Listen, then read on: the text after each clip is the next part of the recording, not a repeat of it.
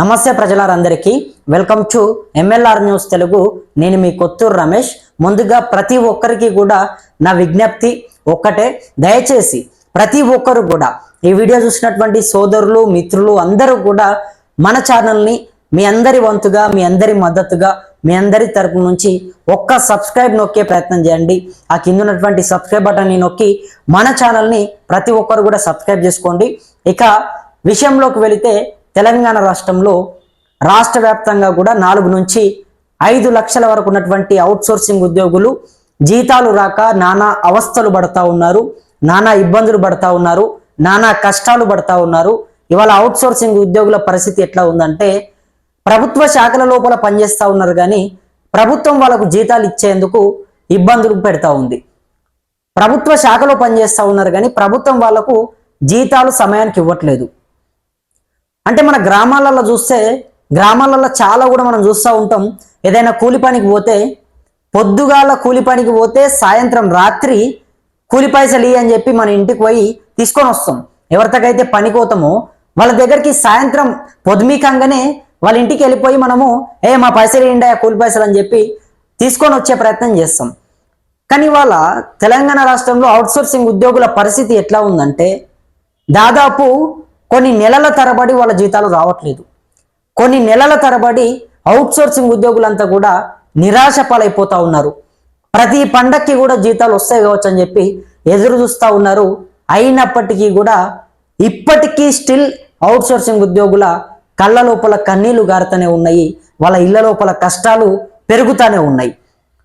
ప్రతిరోజు కూడా వాళ్ళ ఇళ్ల లోపల కష్టాలు పెరుగుతూ ఉన్నాయి. కుటుంబంలో ఉన్నటువంటి అనేక మందికి అనారోగ్య సమస్యలు రావచ్చు, లేదంటే వాళ్ళ ఇంట్లో ఉన్నటువంటి ప్రతిదీ కూడా ఉప్పు తేవాలి, పప్పు తేవాలి, లేదంటే నెల అయిపోయితోనే ఇంటికి అద్దె కట్టాలి, స్కూలుకు పిల్లలను పంపించాలి, పిల్లల ఫీజులు కట్టాలి, పిల్లలకు బట్టలు తీసుకురావాలి, ప్రతిదీ ఉంటుంది కదా. సో ఫస్ట్ ఆఫ్ ఆల్ నేను అవుట్సోర్సింగ్ ఉద్యోగులందరినీ కూడా ఒకటే వేడుకుంటా ఉన్నా. చాలా మంది కూడా కమెంట్స్ పెడతా ఉన్నారు, అన్న మేము ఇక్కడ నుంచి మాట్లాడుతూ ఉన్నామో ఇది అని చెప్పి చాలా మంది కూడా మాట్లాడుతూ ఉన్నారు. కానీ మీరందరూ కూడా ఆ కమెంట్స్ పెట్టేటప్పుడు మీ గ్రామం ఏదో, మీరు ఎక్కడి నుంచి మాట్లాడుతూ ఉన్నారో, మీరు ఏ శాఖలో పనిచేస్తూ ఉన్నారో పూర్తిగా డీటెయిల్డ్గా పెట్టే ప్రయత్నం చేయండి. అయితే అప్పుడు మనం కూడా అరే ఈ శాఖ నుంచి మనకి ఇంతమంది మాట్లాడుతూ ఉన్నారు, ఈ శాఖ నుంచి ఇంతమంది మాట్లాడుతూ ఉన్నారు, ఈ శాఖలో ఇంతమంది ఇబ్బంది పడుతూ ఉన్నారు, సో ప్రధానంగా మనకు కూడా తెలిసే అవకాశం ఉంటుంది. మేము కూడా దానిపైన ఇంకా కాస్త డెప్త్గా లోతుగా వెళ్ళడానికి మాకు ఒక అవకాశం ఉంటుంది. మీరు ఎక్కడి నుంచి అయితే కమెంట్ పెడతా ఉన్నారో మీ గ్రామం ఏంది, మీ ఊరు ఏంది, ప్రతిదీ కూడా రాసే ప్రయత్నం చేయండి. రాసి కాస్త డీటెయిల్గా పెట్టండి. ఓకే, ఇక మనము అనేక రోజులుగా కూడా అవుట్సోర్సింగ్ ఉద్యోగుల గురించి మాట్లాడుతూ ఉన్నాము, వాళ్ళ కష్టాల గురించి మాట్లాడుతూ ఉన్నాము, ప్రభుత్వాలను అడుగుతూ ఉన్నాము. అవుట్సోర్సింగ్ ఉద్యోగులందరి తరపు నుంచి కూడా ప్రభుత్వాన్ని చేతులు జోడించి కూడా మొక్కుతూ ఉన్నాము. ఎందుకంటే మనకు ఇప్పుడు నేను కూడా ఒక ప్రైవేట్ కంపెనీలో నేను పనిచేస్తా, కానీ నాకు నెలకు జీతం రాకపోతే నాకు చాలా ఇబ్బంది అవుతుంది. నాకు జీతం సమయానికి రాకపోతే నేను ఈఎంఐలు కట్టుకోవాలి, మా ఇంటికి డబ్బులు పంపించాలి, నేను ఉప్పు పప్పు నూనె అన్నీ తెచ్చుకోవాలి, రీఛార్జులు చేసుకోవాలి, ప్రతిదీ ఉంటుంది. ఒకటని కాదు, సంసారం అంటే చాలా పెద్దగా ఉంటుంది.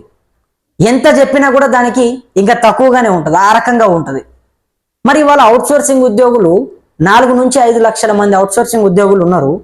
వాళ్ళు ఉద్యోగాలు చేస్తూ ఉన్నారు, ప్రభుత్వం కోసం పని చేస్తూ ఉన్నారు, ప్రభుత్వం ముందుకు నడుస్తూ ఉంది. ప్రతిరోజు కూడా అన్ని ఆఫీసులు ఓపెన్ అవుతూ ఉన్నాయి, శుభ్రం అవుతూ ఉన్నాయి, కిటికీలు తెరుచుకుంటూ ఉన్నాయి. అంటే దానికి ప్రధానమైనటువంటి కారణము అవుట్సోర్సింగ్ ఉద్యోగులు.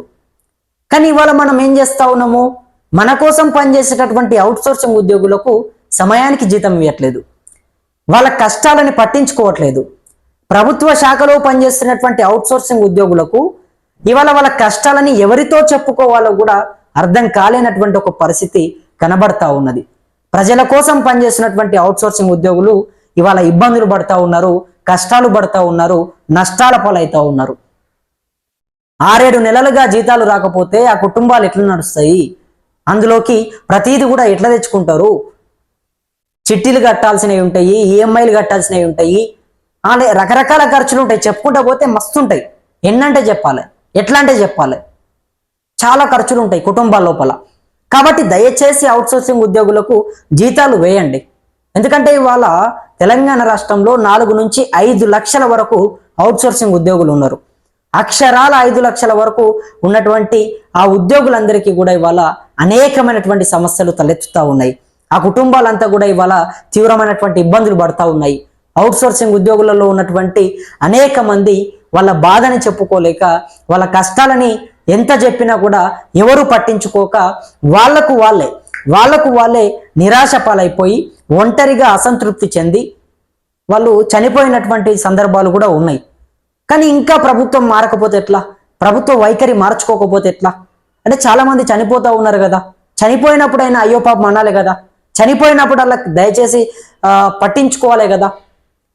ఎందుకంటే ఇన్ని సందర్భాల్లో మనం ఎందుకు ఈ అంశాలను తెరపై తీసుకొస్తా ఉన్నాం, ఎందుకు మాట్లాడుతూ ఉన్నాం అంటే చాలా మంది కూడా వాళ్లకు బతుకు భారం అయిపోతా ఉంది, జీవితం కష్టమైపోతా ఉంది. ఇక బ్రతకడం ఎట్లా అని చెప్పేసి వాళ్ళకు వాళ్ళే అసంతృప్తి చెంది వాళ్ళకు వాళ్ళే ఒంటరిగా నిరాశ పాలైపోయి ఏం చేయాలో తెలియనటువంటి ఒక పరిస్థితిలో వాళ్ళు ఉన్నారు. సో ఇవాళ మనం అవుట్సోర్సింగ్ ఉద్యోగులని కాపాడుకోవాలి. మన ప్రభుత్వం ఇవాళ నడుస్తూ ఉందంటే, ప్రజలందరూ కూడా ఇవాళ అన్ని ఆఫీసులకు పోయి సక్రమంగా పనులు చేసుకొని వస్తూ ఉన్నారంటే అవుట్సోర్సింగ్ ఉద్యోగులే దానికి కారణం. కానీ ఇవాళ మనం అవుట్సోర్సింగ్ ఉద్యోగులని పట్టించుకోకపోతే అలా కుటుంబాలు ఏం కావాలి, ఆ బతుకులు ఎట్లా బతకాలి, ఆ పిల్లలకు సంసారాలు ఎట్లా నడిపియాలి, ప్రభుత్వం ఆలోచన చేయాలి ఇది. ఎందుకంటే ప్రభుత్వమే ఇవాళ అందరినీ కూడా తన పొట్టలో పెట్టుకొని ముందుకు తీసుకోపోవాలి. అందరినీ కూడా, అంటే ఒకటి శాఖ అని చెప్పి కాదు, వాళ్ళని కాదు వీళ్ళని కాదు, ప్రతి ఒక్కరిని కూడా అవుట్సోర్సింగ్ ఉద్యోగులననే కాకుండా అందరినీ కూడా ప్రభుత్వం ఇవాళ గుర్తించి వాళ్ళ కష్టాలని గుర్తించి కాస్త అండగా ఉండాలి, ధైర్యం చెప్పాలి. ఎందుకంటే ఇవాళ చాలా మంది చనిపోతూ ఉంటే, చాలా మంది అసంతృప్తి చెందుతూ ఉంటే, నిరాశ పాలైపోతూ ఉంటే, ఓటమిగా వాళ్ళకు వాళ్ళే మొత్తం కూడా బలహీనంగా పడిపోతూ ఉంటే మరిగా ఎవరు ధైర్యం చెప్తారు వాళ్ళకు? వాళ్ళేమో పక్కన ఏదో వేరే దేశంలో పోయి పనిచేస్తలేరు, వేరే వాళ్ళ కోసం పనిచేస్తలేరు, మన రాష్ట్రం కోసం పనిచేస్తూ ఉన్నారు, మన ప్రజల కోసం పనిచేస్తూ ఉన్నారు. ఇవాళ మన రాష్ట్రం నడుస్తూ ఉందంటే కారణం ఎవరు? అవుట్సోర్సింగ్ ఉద్యోగులే కదా. వాళ్ళు లేకపోతే మన రాష్ట్రం ఎక్కడ నడుస్తుంది? ఏ ఆఫీస్ చూసినా కూడా, ఏ హాస్టల్లో చూసినా కూడా, ఏ ప్రభుత్వానికి సంబంధించినటువంటి కార్యాలయాలు చూసినా కూడా అందులో ప్రతి దాంట్లో అవుట్సోర్సింగ్ ఉద్యోగులు ఉంటారు. మరి ప్రభుత్వం వాళ్ళని గుర్తించాలి. గుర్తించకపోయినా సరే వాళ్ళకు కష్టాలు రాకుండా చూడాలి, సమయానికి జీతాలు వేయాలి. వాళ్ళు రోడ్డులపైకి వచ్చి ప్రభుత్వాన్ని అడుక్కునే విధంగా ప్రభుత్వం చేస్తే ఎట్లా? వాళ్ళందరూ కూడా వచ్చి జీతాలు వేయండి అని చెప్పేసి అడుక్కోవాలి నా ప్రభుత్వాన్ని. ప్రజల కోసం పనిచేస్తూ ఉన్నారు కదా వాళ్ళు ఏదో ఉగ్రవాదులు కాదు, టెర్రరిస్టులు కాదు, అంతకన్నా క్రిమినల్స్ కాదు.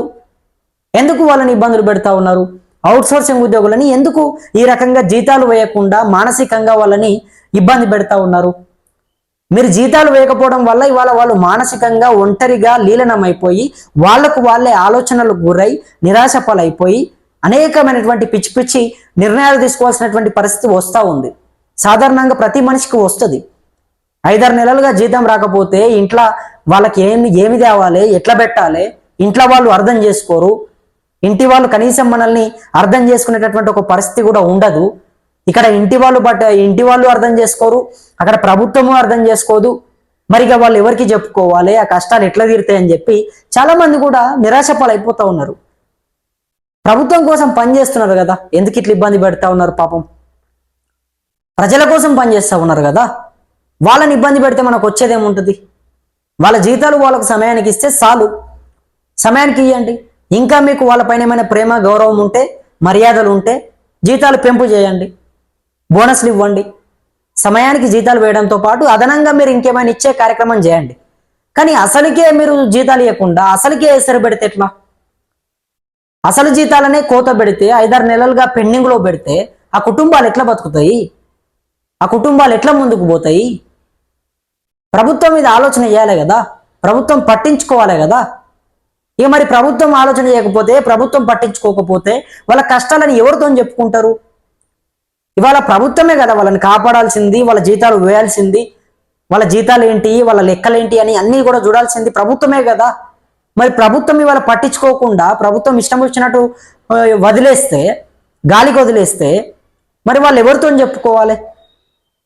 వాళ్ళ కనీసం ఉద్యోగ భద్రత ఉండదు, జీతాలు సమయానికి రావు, ఇందులో మళ్ళీ ఏజెన్సీ సిస్టము, ఏజెన్సీ సిస్టమ్ వల్ల కూడా చాలా మంది అవుట్సోర్సింగ్ ఉద్యోగులు నష్టపోతూ ఉన్నారు, కొన్ని వేల రూపాయలలో నష్టపోతూ ఉన్నారు.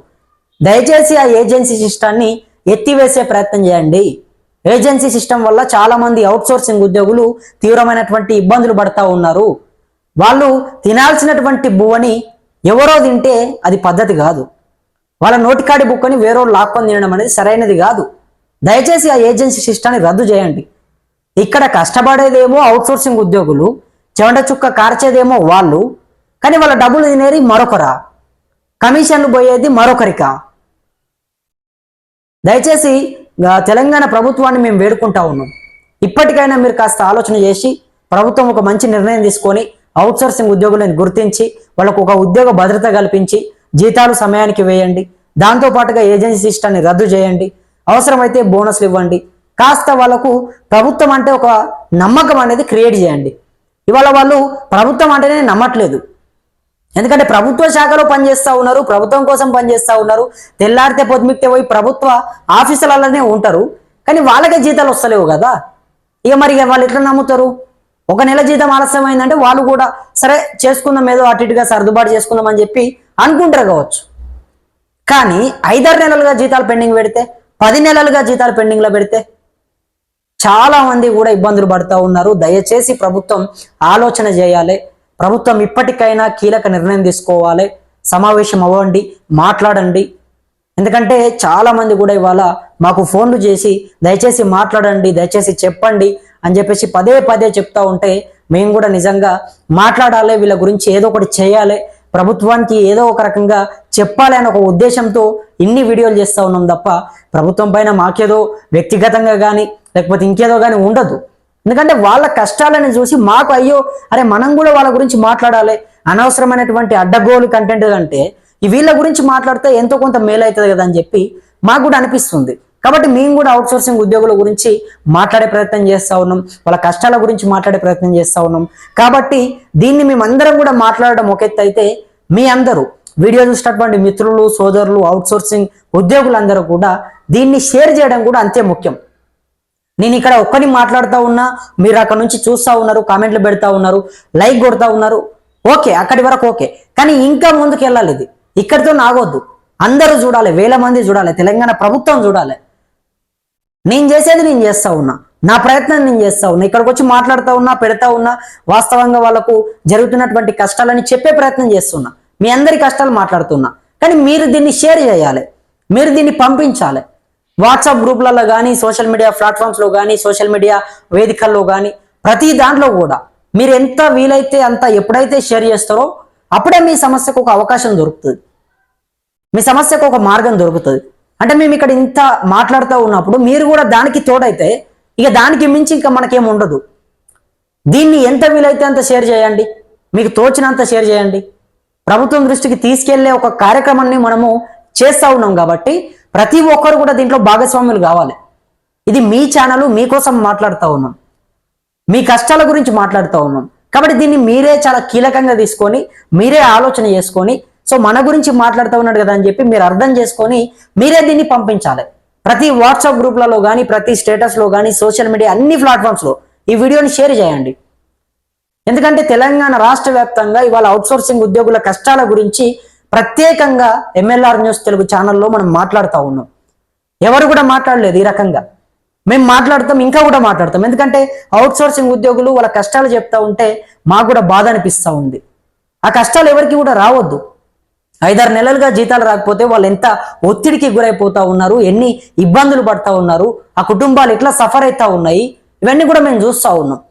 కాబట్టి దయచేసి మీరంతా కూడా మనకు సపోర్ట్ చేయాలి, సబ్స్క్రైబులు చేసుకోవాలి, షేర్లు చేయాలి, సోషల్ మీడియా ప్లాట్ఫామ్స్లో మన వీడియోలని పంపించాలి.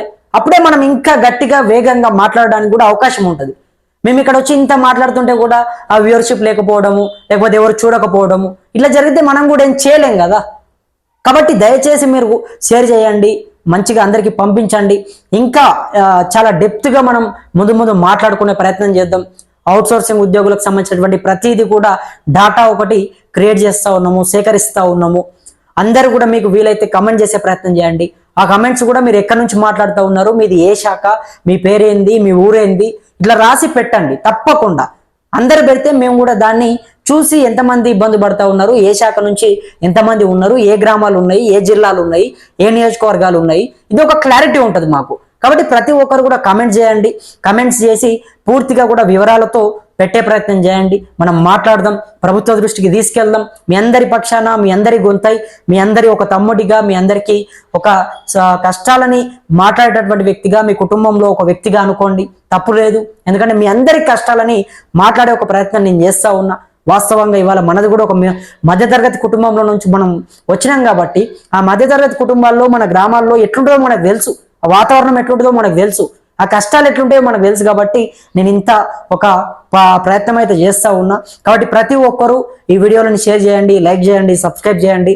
అదేవిధంగా ఇంకా కూడా అనేకమైనటువంటి వీడియోలు తీసుకురావడానికి వేచి ఉండే ప్రయత్నం చేయండి. ఇంకా కూడా మనకు మంచి మంచి అద్భుతమైనటువంటి వీడియోలని మేము ముందుకు త్వరలో తీసుకొచ్చే ఒక ప్రయత్నం చేస్తూ ఉన్నాము. అంతవరకు ప్రతి ఒక్కరు కూడా వేచి ఉండండి. అదేవిధంగా మీ గ్రామంలో కానీ, మీ గల్లీలో కానీ, మీ బస్తీలో కానీ, మీ చుట్టుపక్కల వాతావరణంలో ఎక్కడ ఏ అన్యాయం జరిగినా కూడా అందరూ కింద ఉన్నటువంటి వాట్సాప్ నంబర్కి ఒక వీడియో తీసి పెట్టే ప్రయత్నం చేయండి, ఒక టెక్స్ట్ రాసి పెట్టే ప్రయత్నం చేయండి, లేదంటే ఫోన్ కాల్స్ చేసి మాట్లాడే ప్రయత్నం చేయండి. మీకు అన్యాయం జరిగితే ఫోన్ చేయండి, మాట్లాడండి. తప్పకుండా మీ అందరి గొంతై ప్రభుత్వాన్ని ప్రశ్నించడానికి ఇక్కడ కొత్తూరు రమేష్ అనే వ్యక్తి మీ అందరి తమ్ముడుగా ఇక్కడ ఉంటాడు. కాబట్టి ప్రతి ఒక్కరు గుర్తుపెట్టుకోండి. మరి ముందు ముందు ఏం జరుగుతుంది, ఎటువంటి పరిణామాలు చోటు చేసుకోబోతా ఉన్నాయి, ఇవన్నీ కూడా మాట్లాడే ప్రయత్నం చేద్దాం. అప్పటి వరకు ప్రతి ఒక్కరు కూడా వేచి ఉండండి. అదేవిధంగా మన ఛానల్ని సబ్స్క్రైబ్ చేసుకొని మనకు అండగా ఉంటారని చెప్పి నా మనస్ఫూర్తిగా వేడుకుంటూ నేను మీ కొత్తూరు రమేష్. ధన్యవాదాలు మిత్రులారా.